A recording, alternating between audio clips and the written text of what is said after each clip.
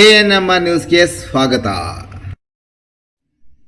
ಚಿಂತಾಮಣಿ ನಗರದ ಎನ್ಆರ್ ಬಡಾವಣೆಯ ನಗರಸಭೆ ಕಚೇರಿಯ ಹಿಂಭಾಗದಲ್ಲಿರುವ ಗುರುಸ್ಪರ್ಶ ತಾಯಿ ಮತ್ತು ಮಕ್ಕಳ ಆಸ್ಪತ್ರೆಯಲ್ಲಿ ವಿಶೇಷ ಚಿಕಿತ್ಸಾ ಸೌಲಭ್ಯಗಳು ದೊರೆಯಲಿದೆ.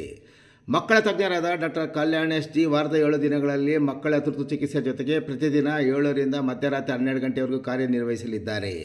ನವಜಾತ ಶಿಶು ಆರೈಕೆ, ರೋಗ ನಿರೋಧಕ ಲಸಿಕೆಗಳು, ಒಳರೋಗಿ ಮತ್ತು ಹೊರರೋಗಿ ಸೇವೆಗಳ ಜೊತೆಗೆ ಫೋಟೋಥೆರಪಿ ಮತ್ತು ನೆಬುಲೈಸೇಷನ್ ಸೇವೆಗಳು ಇವರಿಂದ ದೊರೆಯಲಿದೆ. ಪ್ರಸೂತಿ ಮತ್ತು ಸ್ತ್ರೀ ರೋಗ ತಜ್ಞರಾದ ಡಾಕ್ಟರ್ ಯಶಸ್ವಿನಿ ಜೀರವರು ವಾರದ 7 ದಿನಗಳಲ್ಲಿ ಬೆಳಗ್ಗೆ 10 ರಿಂದ ಮಧ್ಯಾಹ್ನ 2 ಗಂಟೆ, ಸಂಜೆ 6 ರಿಂದ 9 ಗಂಟೆವರೆಗೂ ಕಾರ್ಯನಿರ್ವಹಿಸಲಿದ್ದು ಬಂಜೆತನ ನಿವಾರಣೆ ಮತ್ತು ಲ್ಯಾಪ್ರೋಸ್ಕೋಪಿಕ್ ಸ್ಪೆಷಾಲಿಟಿ ತಜ್ಞರಾಗಿದ್ದು, ಇದರ ಜೊತೆಗೆ ಆಂಟಿನೇಟಲ್ ಕೇರ್, ನಾರ್ಮಲ್ ಡೆಲಿವರಿ ಮತ್ತು caesarean section, high risk pregnancy services, family planning service ಸೇವೆಗಳ ಜೊತೆಗೆ ಗೈನಕಾಲಜಿಗೆ ಸಂಬಂಧಿಸಿದಂತೆ ಅಡೋಲಸೆಂಟ್ ಪ್ರಾಬ್ಲಮ್, PCOD ಪ್ರಾಬ್ಲಮ್, ಗರ್ಭಶಸ್ತ್ರ ಚಿಕಿತ್ಸೆ, ಕ್ಯಾನ್ಸರ್ ಸ್ಕ್ರೀನಿಂಗ್, ಲ್ಯಾಪ್ರೋಸ್ಕೋಪಿ ಸರ್ಜರಿ ಸೌಲಭ್ಯ ಇವರಿಂದ ದೊರೆಯಲಿದೆ. ಆಸ್ಪತ್ರೆಯಲ್ಲಿ ಔಷಧಿ ಅಂಗಡಿಯ ಸೌಲಭ್ಯ, ಒಳರೋಗಿಗಳ ಸಾಮಾನ್ಯ ಮತ್ತು ವಿಶೇಷ ಕೊಠಡಿಗಳ ಜೊತೆಗೆ ಆಕ್ಸಿಜನ್ ಸೌಲಭ್ಯದ ಕೊಠಡಿ ಸಹ ದೊರೆಯುತ್ತಿದೆ. ಹೆಚ್ಚಿನ ವಿವರಗಳಿಗೆ ಮೊಬೈಲ್ ಸಂಖ್ಯೆ 7676985401ಕ್ಕೆ ಸಂಪರ್ಕಿಸುವುದು. 2 ಬೈಕ್ಗಳ ನಡುವೆಯೇ ಮುಖಾಮುಖಿ ಡಿಕ್ಕಿ, 4 ಗಾಯ, 2 ಬೈಕ್ಗಳು ಸಂಪೂರ್ಣ ಜಖಂ.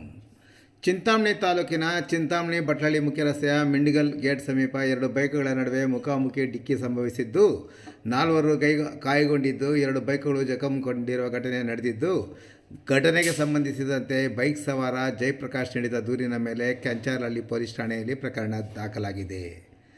ಗಾಯಾಳು ಚಿಂತಾಮಣಿ ನಗರದ SP ಫೈನಾನ್ಸ್ನಲ್ಲಿ ಕೆಲಸ ನಿರ್ವಹಿಸುವ ಜಯಪ್ರಕಾಶ್ ಬುಧವಾರ ಸಲ್ಲಿಸಿರುವ ದೂರಿನಲ್ಲಿ ತನ್ನ ಸ್ನೇಹಿತ ನೆರೆಯ ಆಂಧ್ರಪ್ರದೇಶದ ಚಿತ್ತೂರು ಜಿಲ್ಲೆ ಕೊಮ್ಮನಕೊಂಡ ತಾಂಡ ರಾಮಕುಪ್ಪ ಮಂಡಲಂ ವಾಸಿ ವಿಜೇಶ್ ಎಂಬುವರ ಜೊತೆ ಫೈನಾನ್ಸ್ ಕಲೆಕ್ಷನ್ಗೆ ಇರ್ಗಂಪಲ್ಲಿ ಗ್ರಾಮಕ್ಕೆ ಹೋಗಿ ಸಂಜೆ 5:30 ಗಂಟೆ ಸಮಯದಲ್ಲಿ ವಾಪಸ್ ಬರುತ್ತಿದ್ದಾಗ ನಮ್ಮ ಎದುರುಗಡೆಯಿಂದ ಬಂದ ಚಿಂತಾಮಣಿ ತಾಲೂಕಿನ ಇರ್ಗಂಪಲ್ಲಿ ಗ್ರಾಮದ 30 ವರ್ಷದ ಕುಮಾರ್ ಮತ್ತು ನರಸಿಂಹಮೂರ್ತಿರವರು ಇದ್ದ ಬೈಕ್ ಅತಿವೇಗ ಮತ್ತು ಅಜಾಗರೂಕತೆಯಿಂದ ಚಾಲನೆ ಮಾಡಿಕೊಂಡು ಬಂದು ನಮ್ಮ ವಾಹನಕ್ಕೆ ಡಿಕ್ಕಿ ಹೊಡೆದು, ಡಿಕ್ಕಿ ರಭಸಕ್ಕೆ 2 ವಾಹನಗಳು ಜಖಂಗೊಂಡು ರಸ್ತೆಯಲ್ಲಿ ಬಿದ್ದು ಹೋಗಿದ್ದು, ನಮ್ಮನ್ನು ಸಾರ್ವಜನಿಕರು ಚಿಂತಾಮಣಿ ಆಸ್ಪತ್ರೆಗೆ ದಾಖಲು ಮಾಡಿದ್ದರು.